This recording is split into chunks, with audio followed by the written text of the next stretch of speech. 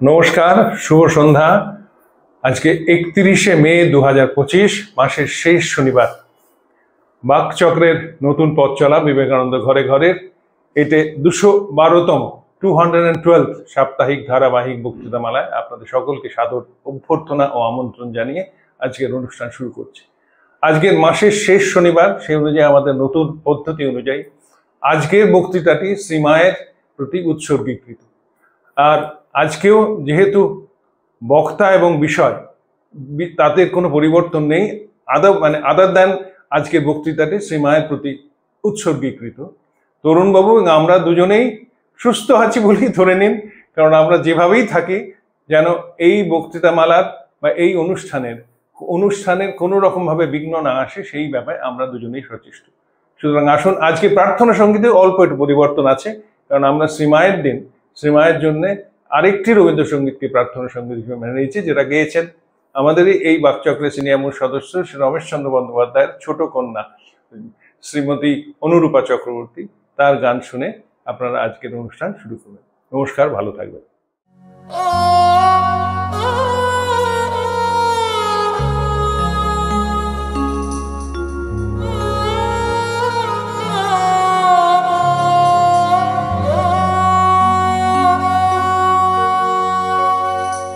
জীবন যখন শুকায় যায়, করুণা ধারায় এসো,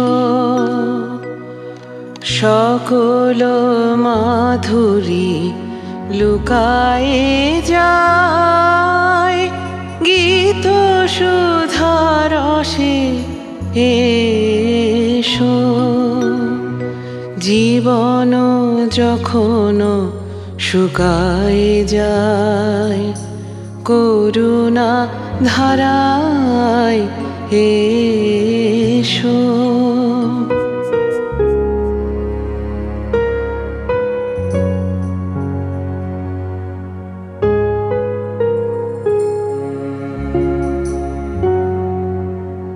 কর্ম যখন প্রবল আকার, গরজি উঠিয়া ঢাকে চারিধার। কর্ম যখন প্রবল আকার, গরজি উঠিয়া ঢাকে চারিধার। হৃদয় প্রান্তে হে জীবননাথ, শান্ত চরণে এসো। জীবন যখন শুকায় যায়, করুণা ধারায় এসো।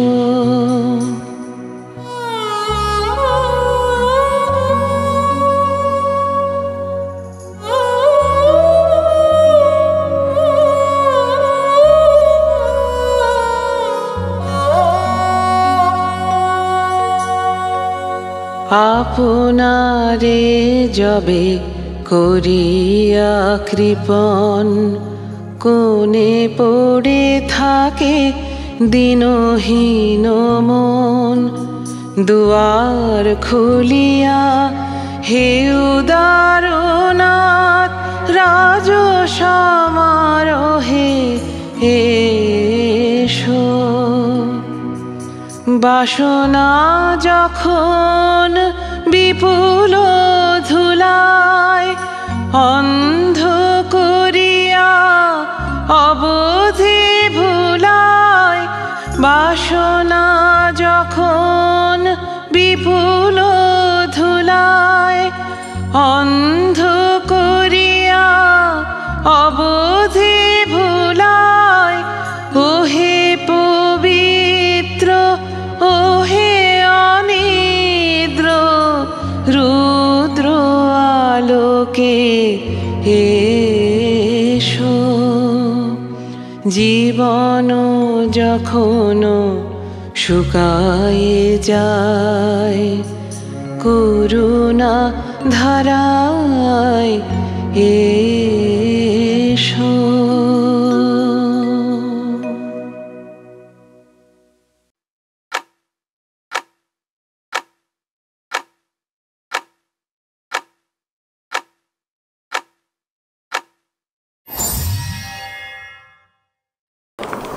নমস্কার। আজকে আমরা শ্রীমাকে নিয়ে আলোচনা করব। আমাদের যেমন শেষ শনিবারটি আমরা মাকে নিয়ে আলোচনা করি, আজকে একটা খুব গুরুত্বপূর্ণ চিঠি নিয়ে আলোচনা করব। চিঠিটার মজা হচ্ছে, রামকৃষ্ণ মিশনের যে বই আছে পত্রাবলী, সেই পত্রাবলীতে স্বামীজির বহু চিঠি ব্যাপকভাবে এডিট করা হয়েছে, ব্যাপকভাবে। এবং আমাদের মতো এরা খুঁটিয়ে পড়েন, আমরা জানি, এই আলোচনাও হয় স্বামীজিদের সঙ্গে, ব্যাপকভাবে এডিট করা হয়েছে। যেমন যে বইটি আমরা পাই, স্বামী শিষ্য সংবাদ, এই বইটাও ব্যাপকভাবে এডিট করা। স্বামীজি শিষ্যকে বললেন, তুই প্রসাদ পেয়ে আয়। শিষ্য আর এলেন না, হয় নাকি? সেটা এডিট করে দিয়েছেন। তেমনি আজকে যে চিঠিটা পড়ব, সেই চিঠিটা হচ্ছে এডিটিংয়ের একটা এক্সাম্পল। প্রিয় কাকে লিখছেন জানা যায় না, ... মাই আমাদের একমাত্র প্রদর্শক, আর কিছু না ঘটুক, আর যা কিছু ঘটছে বা ঘটবে সে সকল তাঁরই বিধানে। বেলুড় মঠ, 15ই ডিসেম্বর 1898। তো সেইখানে আপনাদের কি মনে হয় স্বামীজি দু লাইনের চিঠি লিখেছিলেন? এটা তো একটা টেলিগ্রাফিক লেখা হলো, কিন্তু দু লাইন যে আমরা পাই সেটি বড় গুরুত্বপূর্ণ। মাই আমাদের একমাত্র পথপ্রদর্শক, আর যা কিছু ঘটছে বা ঘটবে সে সকল তাঁরই বিধানে। মনে রাখতে হবে, রামকৃষ্ণ মিশন পৃথিবীর একমাত্র সন্ন্যাসী প্রতিষ্ঠান, পুরুষ চালিত, যার কেন্দ্রবিন্দুতে একজন মহিলা বসেছিলেন। আমরা তো এখন কথায় কথায় জেন্ডার ফিলোসফি বলি, তো এর থেকে বড় নারী স্বাধীনতা বা নারীর প্রতি সম্মান কিছু হতে পারে না। পক্ষান্তরে মনে রাখতে হবে, যাকে এই সম্মানটি দেওয়া হয়েছিল তিনি কিন্তু অত্যন্ত সাদামাটা জীবন যাপন করলেও ক্ষুরোধার বুদ্ধিসম্পন্ন মানুষ ছিলেন। কারণ রামকৃষ্ণ মিশনের যে সবচেয়ে কঠিন দিন, সেই কঠিন দিনটি কিন্তু শারদা মা সামনে ছিলেন। রামকৃষ্ণ মিশন সবচেয়ে বিপদে পড়ে স্বামীজি মারা যাওয়ার পর। স্বামীজির শরীর যখন চলে যায় 1902 সালের 4 জুলাই, চন্দ্রশেখর বাবুর একটি চট্টোপাধ্যায়ের বই আছে, সেই বইতে স্বামীজির দেহত্যাগের পর কি হলো তার বর্ণনা পাওয়া যায়। ওই একটি মাত্র বই, আর কোনো বই নেই লেখা। সেখানে শারদানন্দজি এসে বলছেন যে, বাবা, আমাদের সব শক্তি চলে গেছে, তোমরাই ধরাধরি করে স্বামীজির দাহর ব্যবস্থা করো। তাই করা হয়েছিল। নিবেদিতাকে শারদানন্দজি 2 লাইনে চিঠি লিখেছিলেন রাত্রিরে কলকাতা থেকে ফিরে বেলুড় মঠে। 3টের সময় নিবেদিতা সে চিঠিটি পান। He is no more, he went to bed at 9 PM, never to wake up again. ফলে স্বামীজির চলে যাওয়াটা অন্যান্য সন্ন্যাসীদের কাছে মাথার ওপর ছাতাটা হারিয়ে যাওয়া। স্বামীজির চলে যাওয়ার পরে যে ভান্ডারা হয়েছিল, সেখানে দেখা গিয়েছিল স্বামী শারদানন্দজি প্রত্যেকটি এঁঠো পাতা থেকে কিছুটা নিয়ে মুখে খাচ্ছেন এবং বলছেন, 69 জাতির প্রসাদ, দেহ মহাপ্রসাদ খেলে দেহ ও মন শুদ্ধ হয়। এই অবস্থায় সারা দেশেও রামকৃষ্ণ মিশনের ওপর ব্রিটিশ পুলিশ নজর রাখতে শুরু করলো। এবং লর্ড কারমাইকেল, আপনারা জানেন, তিনি ঘোষণাই করেছিলেন যে রামকৃষ্ণ মিশন হচ্ছে একটি টেররিস্টদের অর্গানাইজেশন। পরে তিনি তার মত পাল্টান, সে কথা আলাদা। জোসেফিন ম্যাকলাউড তার সঙ্গে দেখা করেন এবং যখন তিনি ফিরে আসেন, যখন স্বামী ব্রহ্মানন্দের সঙ্গে কথা হয়, তখন স্বামী ব্রহ্মানন্দ বলেন, তুমি একটা অনেক বড় কাজ করেছো। তো জোসেফিন ম্যাকলাউড বলেন যে আমি করেছি, victory to that touchstone over there, আমি কিছু করিনি। এই পুরো জয়টা হচ্ছে ওইখানের পরশ পাথরটির জন্যে। ওইখান বলতে স্বামীজির কথা, স্বামীজির ঘরের কথা বুঝিয়েছিলেন। তো 1902 থেকে 1920 রামকৃষ্ণ মিশনের সবচেয়ে ভয়ঙ্কর দিনের মুখোমুখি হয়েছিল রামকৃষ্ণ মিশন। তারপরেও যে সাহেবরা রামকৃষ্ণ মিশনেরকে ছেড়েছিল তা না, তারা পেছনে গোয়েন্দা লাগায়, বিভিন্ন জায়গায় সন্ন্যাসীদের নানাভাবে অপদস্থ করা হয়, সে তো ছিলই। কিন্তু এই সময়টা ভয়ঙ্কর সময় কেন বলছি, স্বামীজি চলে গেলেন 1902। নিবেদিতাকে রামকৃষ্ণ মিশন থেকে সরিয়ে দেওয়া হলো, বঙ্গভঙ্গের প্রস্তাব এলো, দেশময় বিপ্লব আন্দোলন শুরু হলো। তারপর নিবেদিতা মারা গেলেন, স্বামী রামকৃষ্ণানন্দজি মারা গেলেন, রাজধানী কলকাতা থেকে দিল্লি চলে গেল। প্রথম বিশ্ব মহাযুদ্ধ লাগলো 1914 সালে এবং মার শরীর চলে গেল 1920 সালে। এই যে সময়কাল 1902 থেকে 1920, 18 বছর মা নেতৃত্ব দিয়েছিলেন রামকৃষ্ণ মিশনকে। এবং মনে রাখতে হবে, তখন যদি নেতৃত্ব দানটি যথাযথ না হতো তাহলে রামকৃষ্ণ মিশন আরও সমস্যায় পড়ত। নিশ্চয়ই স্বামী শারদানন্দের মতো বিচক্ষণ মানুষ, স্বামী ব্রহ্মানন্দের মতো বিচক্ষণ মানুষ ছিলেন, কিন্তু শেষ অবধি তাঁরা মার ওপর নির্ভর করতেন। কেন নির্ভর করতেন? কারণ তারা দেখেছিলেন মাকে, এবং মার যে ক্ষুরোধার বুদ্ধি, প্রখর ব্যক্তিত্ব, সেটি তাঁদের বিশ্বাসকে বাড়িয়ে দিয়েছিল।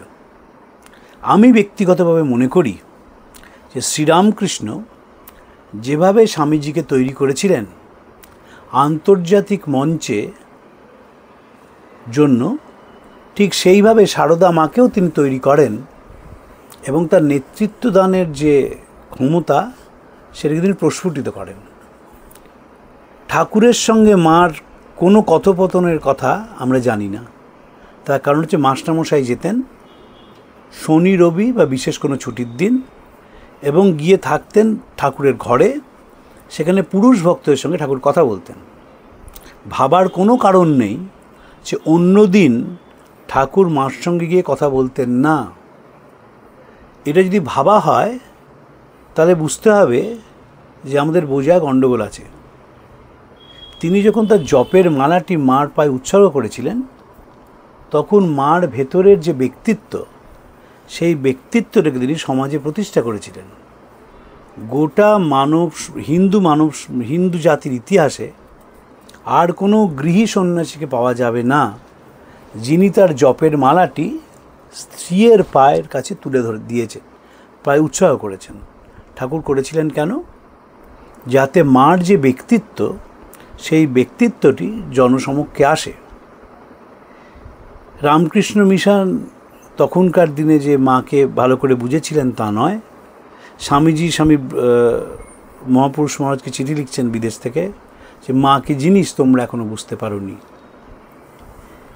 এই চিঠিটার মধ্যে বলছেন যে যা কিছু ঘটছে এবং ঘটবে তাঁরই জন্য, এবং তিনি আমাদের সব।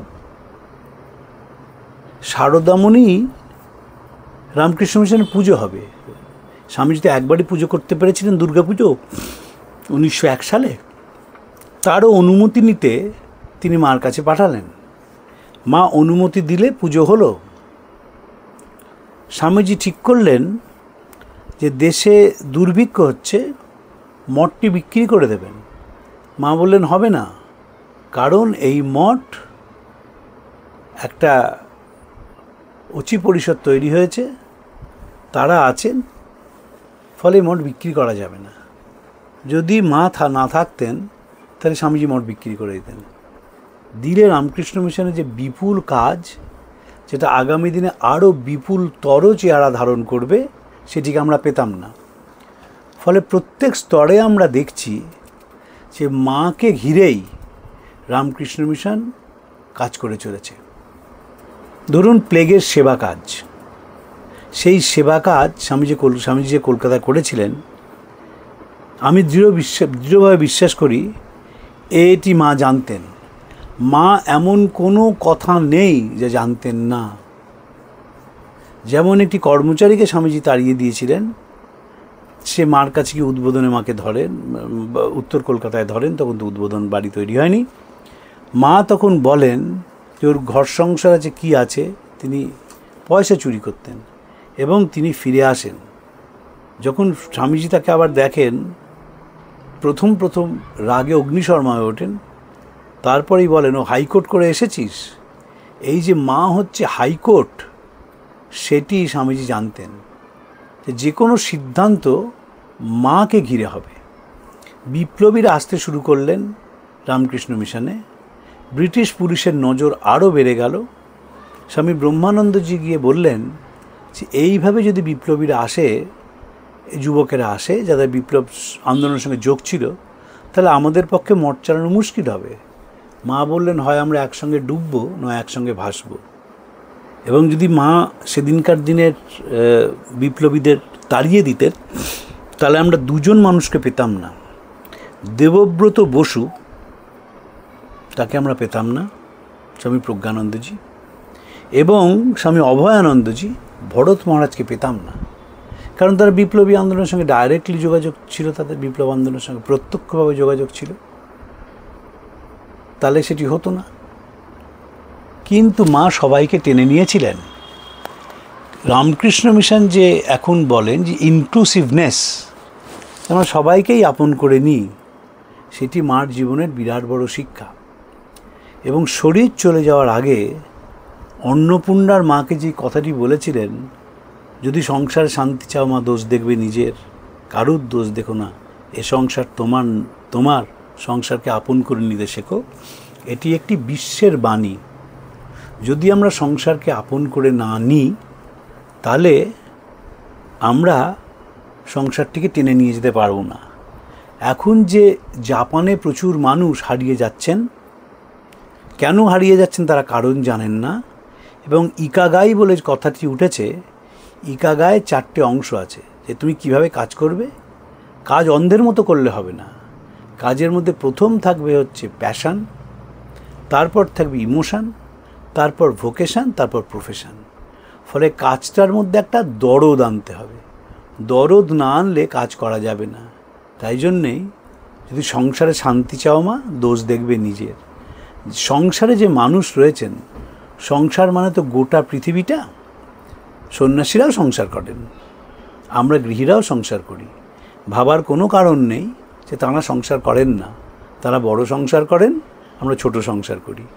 নরেন্দ্রপুর রামকৃষ্ণ মিশনের যিনি সম্পাদক, স্বামী শাস্ত্রজ্ঞানন্দজি মহারাজ, তার অধীনে ওই ছোট বাচ্চারা, 10 বছরের বাচ্চারা নরেন্দ্রপুরে পড়তে আসে বাবা মাকে ছেড়ে। কোনো দিন যারা বাবা মাকে ছেড়ে থাকেনি, যখন বাবা মা চলে যান প্রথম দিন, যখন ওই বিরাট বাড়িটায় সন্ধে নামে, যখন রাত্রির হয়ে যায়, তারা যখন থাকে, তখন সন্ন্যাসীদের সঙ্গেই তারা থাকে এবং সন্ন্যাসীরা তাদের আপন করে নেন। তাই সংসারে থাকতে গেলে সবসময় সেলফ অ্যানালিসিসের দরকার হয় এবং নিজেকে সূক্ষ্ম থেকে সূক্ষ্মতর করার প্রয়োজন হয়। মা যে দোষ দেখছেন, দোষ দেখবেন বলছে, এই দোষ মানে কিন্তু ফল্ট নয়, এই দোষ মানে এরার। আমাদের প্রত্যেকের জীবনে কিছু ত্রুটি থাকে, সেই ত্রুটিকে যখন আমরা সারিয়ে নিই, তখন আমরা এই আলোয় আলোকিত হই। মা থিয়েটার দেখতে গিয়েছিলেন গিরিশ ঘোষের দ্বারা অনুরুদ্ধ হয়ে, এবং যেহেতু তিনি, তার বাতের অসুখ ছিল, দুপুরবেলায় মিনার্ভা থিয়েটারে চৈতন্যের অভিনয় করা হয়। এবং যেহেতু বিনোদিনী আসেননি, তাই বনবিহারিণী নিমায়ের চরিত্রে অভিনয় করেন। এবং দেখবেন একটি আটপৌড়ে মানুষ, তিনি কিন্তু আধুনিক ছিলেন। মা গিয়ে শিকের আড়ালে বসেননি, বসেছিলেন বক্সে। হিন্দু ব্রাহ্মণের বিধবা, হাতে বালা, বক্সে বসা তিনি রয়েছেন। ওই রকম সময়, যেরকম সময় মা ছিলেন, তখন দেখবেন কোনো হিন্দু বাড়ির মহিলা তারা সার্কাস দেখতে যেত না, অত সোজা ছিল না, এখনকার সমাজ নয়। মা কিন্তু সার্কাস দেখতে গেছেন। এবং যখনই আমি ব্রিগেড প্যারেড গ্রাউন্ডের পাশ দিয়ে যাই, আমার মনে হয় যে যেদিন মা সার্কাস দেখতে যান সেদিন ওখানে ঘোড়ার গাড়ি পাননি, ওখান থেকে হেঁটে এসপ্ল্যানেডে ধর্মতলায় ঘোড়ার গাড়ি পেয়েছিলেন এবং তারপর উদ্বোধনের বাড়িতে গিয়েছিলেন। যার সঙ্গে মা গিয়েছিলেন, যিনি নিয়ে গিয়েছিলেন মাকে অন্যান্য মহিলা ভক্তদের সঙ্গে, স্বামী শারদানন্দজি, তার উপর অত্যন্ত ক্রুদ্ধ হন। আমি মাঝে মাঝে ভাবি, এখনও যদি কেউ ব্রিগেড প্যারেড গ্রাউন্ড থেকে হেঁটে, মানে ময়দান থেকে হেঁটে এসপ্ল্যানেডে গাড়ি ধরতে যায়, যে মানুষের শারীরিক কিছু অসুবিধা আছে, অত সোজা জিনিস নয়। কিন্তু তিনি সান্নিধ্যে সব কিছু গ্রহণ করেছিলেন। এটা প্রত্যেকটাই যোগ্য নেত্রীর লক্ষণ বা নেতার লক্ষণ। মা যে নেতৃত্ব দিতেন সেটা এত সুন্দর মসৃণ মোলায়েমভাবে দিতেন, যখন যাকে যা বলার তাতে এত মোলায়েমভাবে বলতেন, কিন্তু সে বুঝে যেত তাই কি করতে হবে। আমি খুব কাছ থেকে একজন খুব বড় সন্ন্যাসীকে দেখেছিলাম, তার নাম স্বামী লোকেশ্বরানন্দজি। তিনি আমাকে বারবার বলতেন, you must know the art of saying no. আপনার মানে বলতেন, যাকে তুমি না বলছো এমনভাবে বলবে সে যেন মনে করে নাটাই এর একমাত্র উত্তর হয়, এর উত্তর কোনো হ্যাঁ হতে পারে না। এই যে অ্যাডমিনিস্ট্রেশনের ফাইনার সাইড, সেগুলো মারছিল। মনে রাখতে হবে, দুজন মানুষ রামকৃষ্ণ আন্দোলনের, তারা ডাকাবুকো ছিলেন, দুজন, আর কেউ না। একজন গিরিশচন্দ্র ঘোষ আর একজন নরেন্দ্রনাথ দত্ত। এরা যখন মার সঙ্গে দেখা করতে যেতেন, গায়ে গঙ্গা জল ছেটাতেন। কখন সম্ভব সেটা? গুরুপত্নী বলে নয়।